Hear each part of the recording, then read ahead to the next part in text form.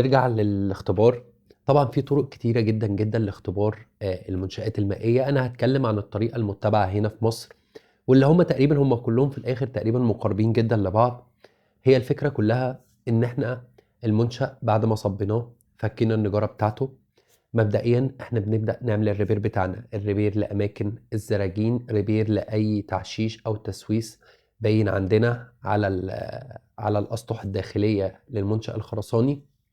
بعد ما بنعمل الريبير بتاعنا وقبل ما نعزل، وهنا بتكلم على العزل الداخلي للخزان اللي هو سواء كل العزل زي الكريستالين او غيره، اللي هو مثلا لو هنفترض ان خزان ميه فاير او ممكن حتى يبقى خزان ميه شرب او خزان بتاع كيميكال حسب النوع اللي احنا هنستخدمه من انواع العزل للحوائط الداخليه والخارجيه. قبل ما نبدا نعزل احنا بنملى الخزان بالميه، بنملى الخزان بالميه ونبدا نستنى من بعد ملء الخزان 7 أيام. هو الكود بيقول 7 أيام و7 أيام، احنا في الحقيقة دايما بنشتغل ان بعد ما الخزان يتملي لحد الليفل اللي احنا عايزينه من المية بنستنى 7 أيام. وخلال ال7 أيام دول ولحد ال7 أيام دول احنا كل اللي احنا بنعمله ان احنا بنتأكد اذا كان في اي رشح حصل على الجدران الخارجية للخزان. وكخطوة بصراحة أنا مش باعملها لأن تقريبا أنا 90% مش أكتر من 90% من الخزانات اللي اشتغلتها كانت بتبقى خزان مقفول بسقف، ولكن المفروض إن إحنا بنقيس الليفل بتاع المية بتاع سطح الخزان، واللي هو حسب الكود المصري بيقول إن هي مثلا ما تقلش أكتر من 3 ملي في آخر 24 ساعة. أنا في الحقيقة الخطوة دي ما كناش بنعملها لأن الخزانات كلها كانت بتبقى مقفولة، ولكن إحنا كل اللي كنا بنعمله هو الفحص البصري للجدران من بره عشان نتأكد إن مفيش أي تسريب أو في أي نقطة ضعف خرجت منها المية، حتى لو على شكل بقعة بتبقى باينة قدامك أكن في بقعة غامقة. طبعا لو شفت نقط مية بتنزل فدي كده دي مشكلة كبيرة جدا. يعني أنا بتكلم في الحالة الأبسط وهي إننا هناخد بالنا من وجود بقع لونها غامق على سطح الخزان. طبعا لو في نقط أو في حاجة أكبر من كده، طبعا الأماكن دي كلها بنعلمها من الوش الخارجي من بره عشان نقدر نتتبعها من جوه. والمفروض إن إحنا في حالة وجود تسريب لا قدر الله إن إحنا هنفضي الخزان ونبدأ نعالج النقط اللي ظهرت لنا فيها المية من جوه الخزان، لأن اللي بره ده عرض لمشكلة أساسا حاصلة من جوه. إحنا في الحقيقة بنعالج من جوه ومن بره.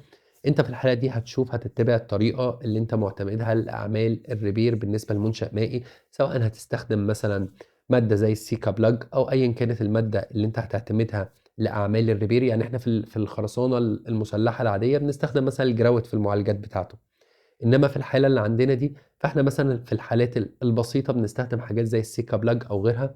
في حاجات لا قدر الله لو الموضوع اكبر من كده فاحنا بنضطر لعملية الحقن، هي عملية مكلفة جدا بس بنحقن الاماكن اللي المفروض حصل منها التسريب. انا مثلا دايما كنت بعمل ايه، انا لما كانت بتواجهني المشكله دي بصراحه كنت بتصل بالمهندسين بتوع شركات زي سيكا زي باسف زي مابي، اللي هي الشركات المتخصصه او الشركات اللي بتشتغل في الكيميكال، وبخليهم يجوا يعملوا لي زي تقرير بالموضوع ايه اللي يلزمه ايه. يعني مثلا يقول لك لا دي ممكن نستخدم لها مثلا حاجه زي سيكا بلاج، لا والله ده الموضوع ده محتاج عمليه حقن. وكنت بجيب اكتر من طرف عشان اقدر الم الدنيا. وممكن في الاول كنا بنعمل محاوله كده ذاتيه من عندنا ان احنا نبدا نشتغل باي ماده من المواد اللي بتقفل مناطق التسريب ونختبر تاني، بنختبر بنفس الطريقه. طبعا احنا عشان نعمل ريبير بنبقى فضينا الخزان من الميه، بعد ما بنخلص الريبير بتاعنا بنرجع نختبر الخزان تاني. والمفروض ان شاء الله بعد لو من اول مره نجح معاك تمام، من تاني مره نجح معاك فتمام، اول ما بتنتهي والخزان يبقى خلاص ما فيهوش اي تسريب والدنيا بتاعته تمام، بنبدا في عمليه العزل للجدران الداخليه والخارجيه للخزان. نيجي بقى لدور مهندس الجودة. هنا مسؤولياتنا هتبقى متدرجة ابتداء من ان احنا بنتأكد ان كميات الخرسانة او محطة الخرسانة عندها القدرة الكافية ان هي تدينا كمية الخرسانة اللي احنا محتاجينها. بنتأكد من وجود ترتيبات لمحطة احتياطي، بنتأكد من وجود البمب الرئيسي والبمب الاحتياطي، بنتأكد من الهزازات ومدى كفاءتها، بنتأكد من ان اعمال الصب بتتم بالريت او بالمعدل المتفق عليه، بنسجل عدد الدورات اللي بنلفها والزمن الفاصل ما بينهم قد ايه عشان نحافظ على عدم تكون كول جوينت واحنا شغالين. بعد الصب او بعد انتهاء الصب بنفحص حوائط الخزان بعد بعد الفك او بعد فك النجارة عشان نتأكد لو في أي مشكلة في الحوائط نعمل الريبير اللازم حسب الميثود المعتمدة في المشروع بالمواد المعتمدة في المشروع. بعد كده بعد ما بنسلم أعمال الريبير المفروض إن إحنا بنبتدي نملى مية وبنبعت IR إن إحنا بدأنا نملى مية، وبمجرد ما المية توصل للليفل المتفق عليه بنبعت ريكوست ببدء عملية الاختبار عشان نعد من الريكوست ده اللي احنا بعتناه او من IR اللي احنا بعتناه ال7 ايام اللازمين لعملية الاختبار. وبعد مرور ال7 ايام بنبعت ريكوست الفحص البصري او IR الفحص البصري عشان نتأكد او الاستشاري يفحص معانا ويتأكد ان الخزان مفهوش اي نقط تسريب.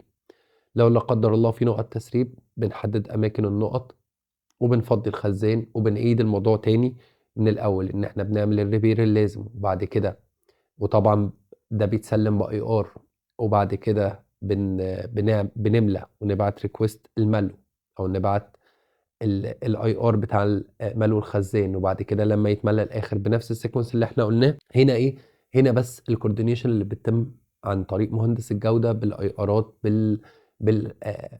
بعمليات الفحص المطلوبة اللي من خلالها المفروض إن شاء الله تبقى كده الدايرة مقفولة. لأن مثلا يعني من الجدالات اللي دايما تحصل بسبب موضوع الملو ده، هو مين اللي قال إن المية مليانة بقالها 7 أيام؟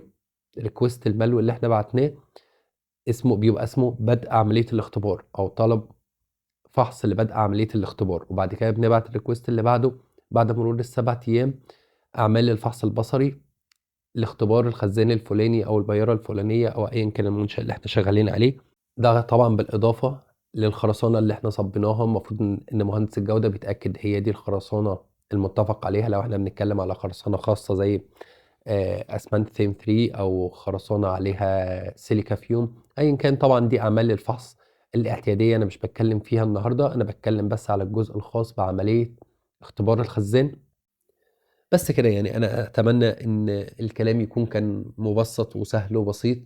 آه، ممكن ان شاء الله ابقى اتكلم عن حاجات تفصيليه اكتر، يعني مثلا موضوع الاختبارات بتاع التسريب ده ليه اكتر من طريقه حسب الكود البريطاني وحسب استندرات مختلفة، حاجات كلها فروقات بسيطة زي مثلا في بعض الطرق ان احنا مثلا بنضيف لون للمية اللي احنا بنختبر بيها عشان يبقى ملاحظتها من بره اسهل. في طرق كتيرة جدا، انا اتكلمت على التجربة او على الطريقة اللي انا اشتغلت بيها واللي يعني عندي خبرة فيها او فاهم الطريقة بتاعتها بطريقة عملية بنشتغلها ازاي. انا بشكركم جدا وبعتذر تاني عن التأخير، وبسألكم تاني الدعاء لوالدي و... وندعي لإخواتنا المستضعفين في الأرض في كل مكان، إن شاء الله ربنا ينصرهم على عدوهم ويقويهم. ما تنسوش تشتركوا في قناة اليوتيوب، وما تنسوش تتابعوني على فيسبوك وعلى لينكدين وعلى تيك توك. وأتمنى إن أنا أكون قدمت أي جديد. أنا محمد الدرمالي، ودي سلسلة حكاية موقع من شغل جودة. السلام عليكم.